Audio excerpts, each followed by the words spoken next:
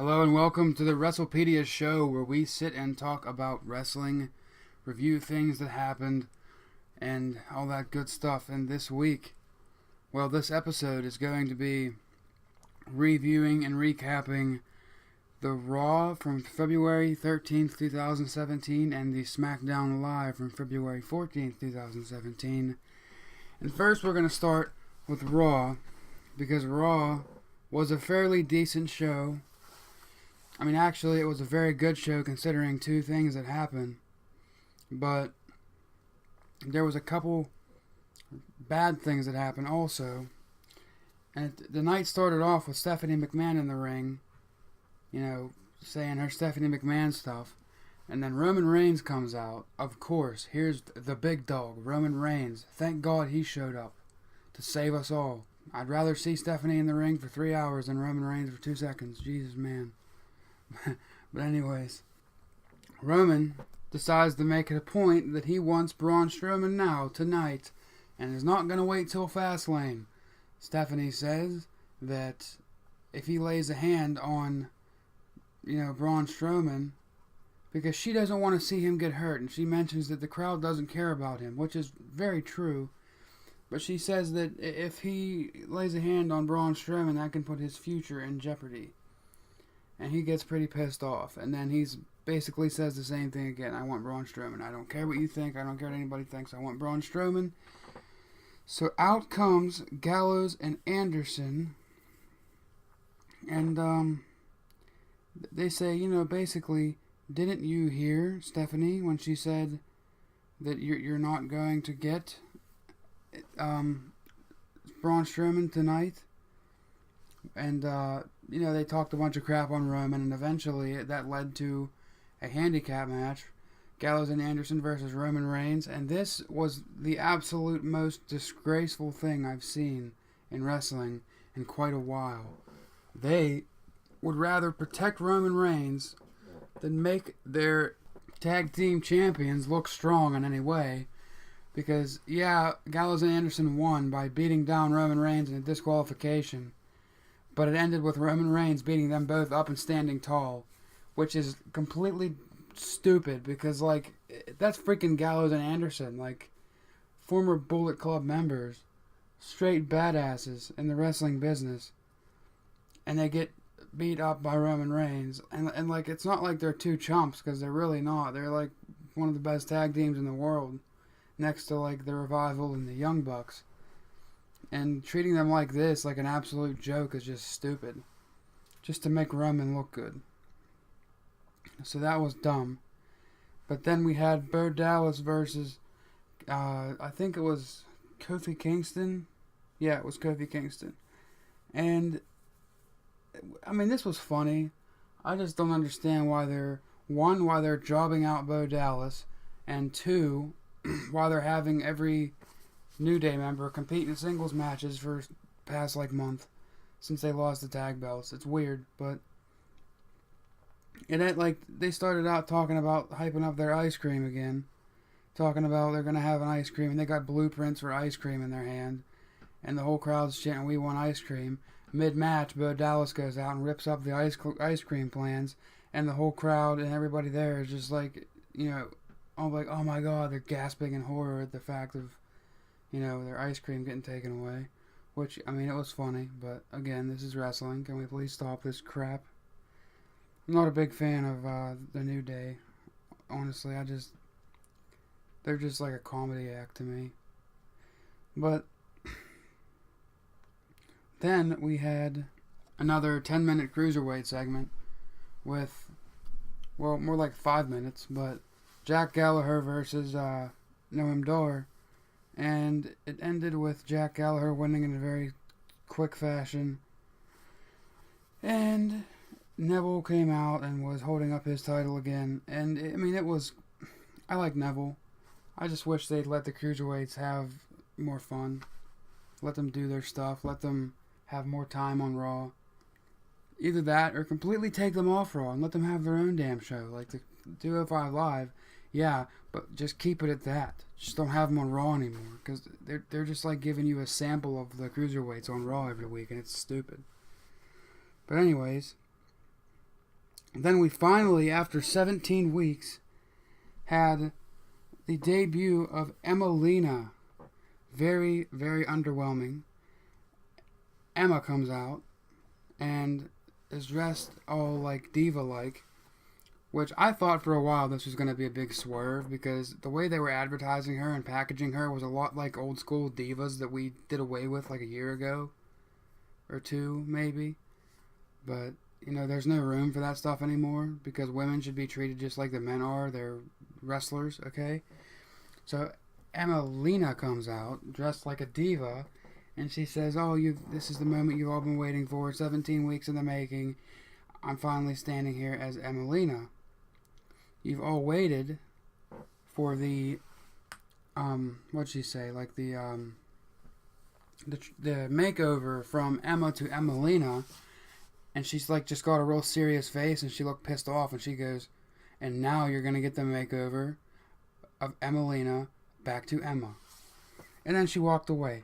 So there was that. That was weird. I hope that they don't make us wait 17 more weeks to see Emma again, because I would love to see the old Emma back, because she's a fantastic wrestler. She's just a little bit awkward on the mic, like she showed last night. Or not last night, on Monday night. Just a little bit awkward. She needs more mic work done. You'd think for not being here for the past 17 weeks or whatever, she would have practiced her mic work a little bit more. But hopefully this leads to something good for her. She deserves it. But then we had Braun Strowman versus Mark Henry, which I thought was a cool match, a cool encounter, like a monster from the new era versus a monster from basically the Attitude Era, which was really, really cool. It was a decent match also. They allowed Mark Henry to look strong at some points. He sold for Braun. Braun sold for him. It was an equal, it was a fight, basically. It was a good match. But Braun ended up overpowering Mark Henry in the end. And then, just like Stephanie said wouldn't happen, Roman Reigns comes out at the end of this match. And Jesus, man, am I sick of this guy. He comes out after the match and just gets beat up by Braun Strowman. And that was that. I understand that Roman's facing Strowman at Fastlane, but why involve Roman just with Braun? And he's involved with like Undertaker. He's involved with the Gallows and Anderson. He's involved with everything. He's in everything. But then there was a backstage interview with Samoa Joe, and basically he's saying Samoa Joe things, which was completely badass. I love when Samoa Joe talks. He's awesome.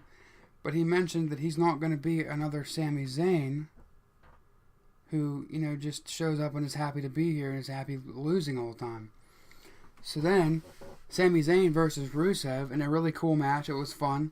And then at the end of the match, surprise haluva kick, Sami Zayn beats Rusev clean. And I'm like, holy shit, like this just happened.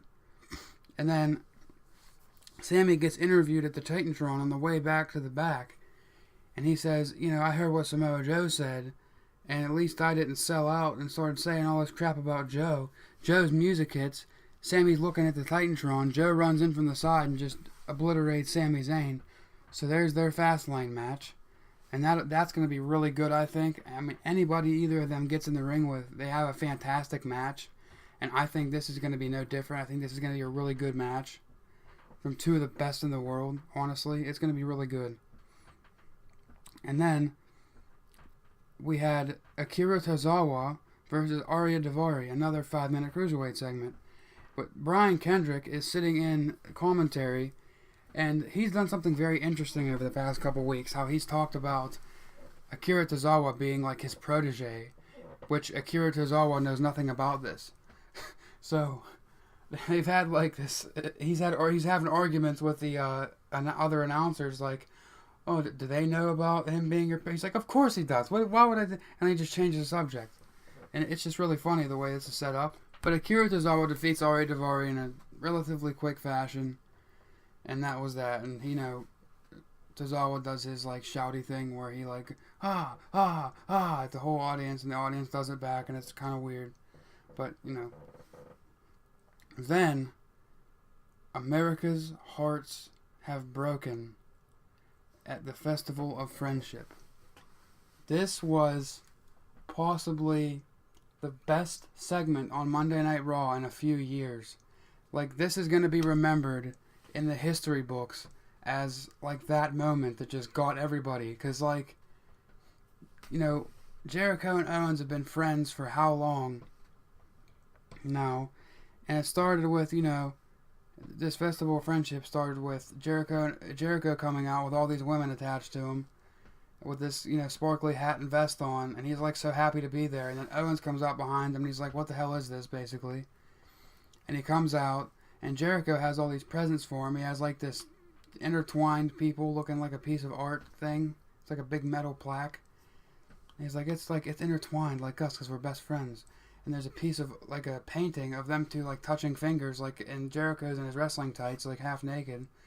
And it's just really funny. And then he gets him his final gift. It's supposed to be Goldberg, but surprise, return, it's Gilbert from the Attitude Era. And Michael Cole had to explain this to the younger audience, which was kind of stupid, but... So Gilbert comes out, gets destroyed by Owens, and Owens basically, he's like, "What the hell is this? You know, like, this is supposed to be... I thought this was our opportunity to be, you know, beat up Goldberg together." And he's like, "Well, I'm sorry." You know, Jericho, like, apologizes, and then he just straight shoots from the hip. Like, I think this was a shoot. When Jericho was talking about, "Look, I've had this past run with WWE has been one of my best. It's been one of my favorites. You've been one of my favorite partners." And it seems like Jericho was being genuine, telling Owens all these things about how happy he was to be his partner. He told him he loved him and everything. And then Owens, like, you know, he gave him a hug, and he's like, "Okay, well, I love you too." And then he goes, "Well, you know what, Chris? I got a gift for you. It's nothing special like what you did for me. It's just something little." And he gives him this box. And, in the box, Jericho opens it, and he goes, "Oh my, it's a new list. Thank God, mine's getting all beat up and everything." And Jericho looks at the list. He goes, "Wait a minute. Why is my name on this list?" And he pulls the list out of the box, and the whole audience can see on the back of the list, it says the list of KO, Kevin Owens. And as it does that, Owens just runs at Jericho and just drops him and just beats his ass for like 10 minutes. And it was just like... Oh my. And earlier in the night, I didn't mention this, but Triple H came up to Kevin Owens and Jericho and asked to have a word with Owens, and Jericho was like, "Oh, sure." And Owens is like, Triple H is like, "I meant just Kevin Owens." He pulls Kevin Owens aside to talk to him, and then they show, a little bit later in the night, they showed Owens and Triple H talking in the back with no sound, so you couldn't hear what they're saying. So does this little conversation between Triple H and Kevin Owens have something to do with what happened between Kevin Owens and Chris Jericho at the Festival of Friendship? Because I'm thinking it might. I'm thinking it may be like Triple H is like, "Listen, ditch Chris Jericho and I will make sure you win against Goldberg at Fastlane." So now I'm starting to think Owens is going to retain at Fastlane because of this little incident. But anyways... This segment was like heartbreaking to the fans because we loved Jericho and Owens together, and like he smashed them through like the TV screen and everything, and people were like, "Oh my God, this is horrible!" Like, not like it was good, but I mean it was just heartbreaking, man. Everybody was just upset about this for like days, and it was a amazing segment. It was perfectly executed. It probably went the best way their breakup could have went. So, good job, Chris Jericho and Kevin Owens and everybody that set this segment up, because it was amazing, and it will be remembered like, you know, Shawn Michaels turning on Marty Jannetty when they were the Rockers, or the Shield split up, or, you know, it's going to be remembered in these segments. And they kind of showed like shades of Jericho's heel turn towards Shawn Michaels back in 2008 when they had their amazing feud when he put Shawn Michaels through the TV screen. So in this time it was Owens putting Jericho through the TV screen, which that was really awesome that they showed like a little throwback to that. Great segment. It was awesome.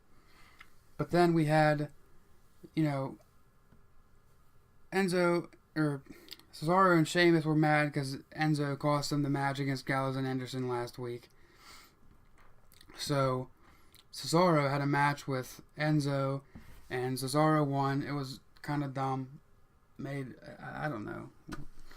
I wasn't too hot about this match. It wasn't anything great, but the final match of the night was Bayley versus Charlotte for the Raw Women's Championship.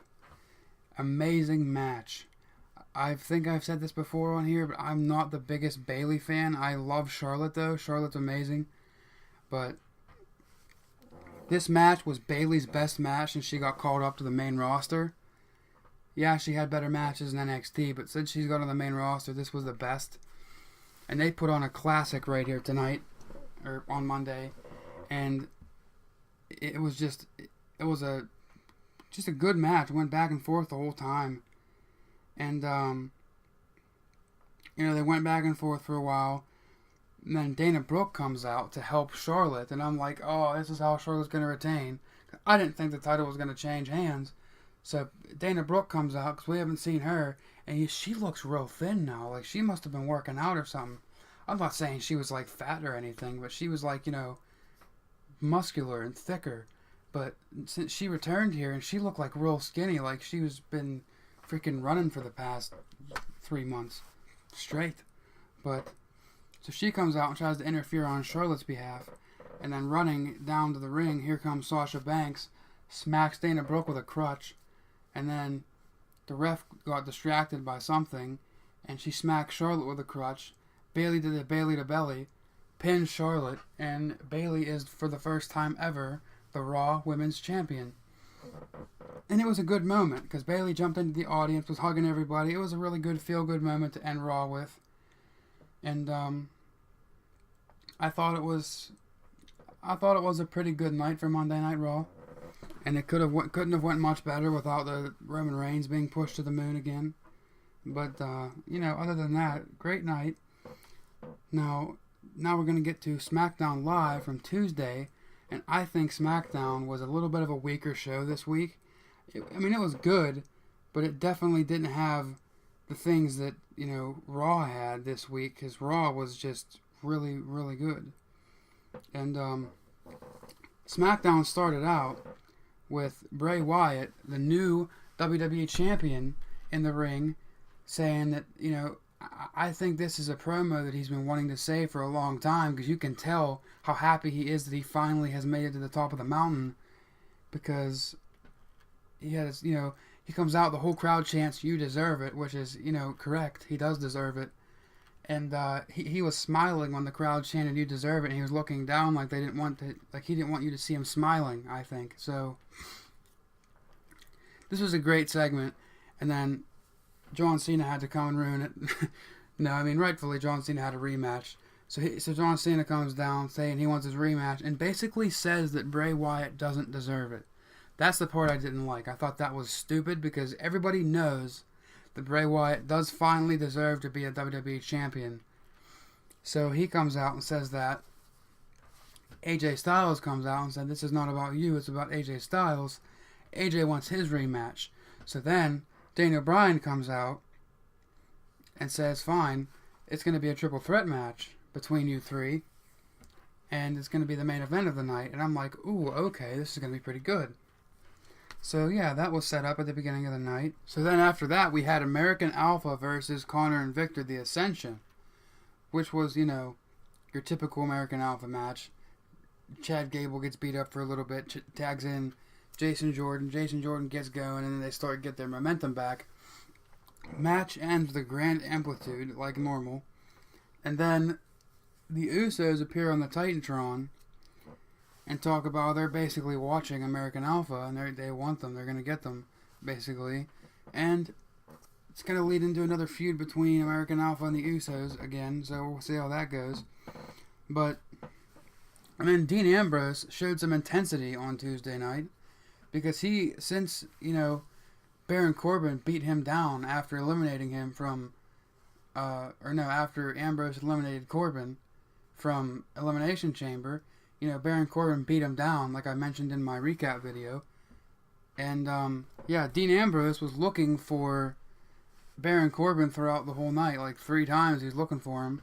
And it started out with, they just showed him walking backstage and he's like, Corbin, where's Corbin? He's like screaming, looking for Corbin.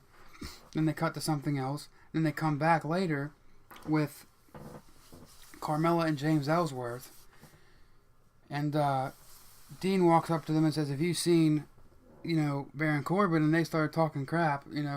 Carmella says something and Dean says, by the way, what are you doing with her? She's no good for you. She's crap, basically. And Carmella's like, are you going to let him talk to me like that? And Ellsworth is like, no, I'm not. And he like reluctantly gets in Dean Ambrose's face. Dean O'Brien shows up and he's like, what's going on here? And Dean's like, hey, why don't you let me beat him up tonight? Because I'm kind of mad about Baron Corbin. And he's like, that sounds like a good idea. So there's supposed to be a match between Ambrose and Ellsworth, which was going to be pretty funny. So that went to Ellsworth waiting in the ring for Ambrose to come out. Ambrose's music hits, and he doesn't walk out, and everybody's like, "Where's Ambrose?" Like he hasn't showed up yet. And eventually, his shirt's half ripped, and he gets thrown out of the Titantron by Baron Corbin, and Baron just demolishes Dean Ambrose. And I love Baron Corbin, honestly. I think Baron Corbin is great, and this showed more of why he's great. He just completely demolished Ambrose and just didn't care, and that Ambrose was about to have a match. He just beat him up, and it was pretty cool. So then, a rematch between Mickie James and Becky Lynch from Sunday night at the Elimination Chamber. Becky won on Sunday, and this time Mickie James won in a hilarious fashion because Mickie faked a shoulder injury. I thought it was real when I first saw it. I was like, oh my god, she's hurt. And then the ref's like, oh wait, she's really hurt. And then she goes over to her, and she tricks him and hits Becky with a mitt kick and pins her. Now I thought the situation should have been flipped. I thought maybe Mickie should have won on Sunday because it was more important, and then I thought Becky should have won on Tuesday, on SmackDown. I thought that was kind of weird how they had that flipped, but it was a pretty fun match. It was a better match than it was on Sunday. I like this segment other than Becky winning. And hopefully there's bigger things for both of these women coming forward. So we'll see how that goes with that. And then the new SmackDown Women's Champion, Naomi, comes out to celebrate her victory, and she has a knee brace on because I guess she was actually injured. But I don't think it's going to be that bad because Alexa Bliss comes out and she starts running her down completely and says, I'm going to give you 1 week, to give me back, to give me a rematch, or you're just going to give me that title, or I'm just going to basically beat you down. And that's pretty much what she said. And I think Naomi's going to hold it until WrestleMania, and then she's going to maybe lose it to Mickie or something. Because you know how Vince likes to make people lose in their hometown. And then the main event of the evening, the WWE Championship was on the line. Bray Wyatt defending his title against John Cena and AJ Styles in a triple threat rematch for Cena and AJ. It was their rematches because they both were owed a rematch. So it started out with AJ and Cena in the ring, and then as Bray Wyatt was coming down, the lights come on, and Luke Harper was there, and he completely beat up Bray Wyatt. Now, this was cool because I thought, oh no, they're going to lose. They're going to have Wyatt lose because he got beat up by Harper. No, they didn't. Bray Wyatt won because AJ Styles got in the top rope to do maybe his 450 or something, or phenomenal forearm. Cena jumps over and hits the rope, so he falls out of the ring. And then he eats a Sister Abigail from Bray Wyatt. There was a lot of false finishes in this match. And I think that was my only problem with the match, is that there were so many false finishes. But they are booking the Sister Abigail very strong, because in the past 3 nights from this Tuesday, he pinned AJ Styles once and John Cena twice. Bray Wyatt did. And it was only doing that move once that he pinned all them 3 times between each other. And they're booking Bray Wyatt like they should have booked him from the beginning now. And I think there's only big things going forward with Bray Wyatt from here. But after Bray Wyatt wins the match and retains his title, Randy Orton comes out and basically says that I am your servant, and as long as you are a champion, I refuse to face you at WrestleMania for your title. He gets on his knees and does the arm spreading thing that like Bray does, and like just looks at him. And Bray Wyatt laughs and he says, "You have the keys to the kingdom, my friend." And that's basically how it ends, with Randy Orton like basically pledging himself to Bray Wyatt and saying that he will not face him at WrestleMania. And then later on that night on Talking Smack, Daniel Bryan announced the Battle Royal the next week for the number one contendership at WrestleMania. So I'm kind of confused as to how this will go. I mean, I really think that it's going to be Orton versus Wyatt at WrestleMania regardless. I think there's going to be something interesting happening in the next few weeks leading up to it. So we only have that to look forward to, and I think it's going to be pretty interesting the way this plays out, especially because of this happening with Orton. I don't think the Battle Royal thing is going to matter at all. So we'll see how that goes with that. So, that was my Raw and SmackDown Live recap for this week. And make sure to let me know what you think in the comments. And don't forget to like and subscribe. And I will see you next time on WrestlePedia.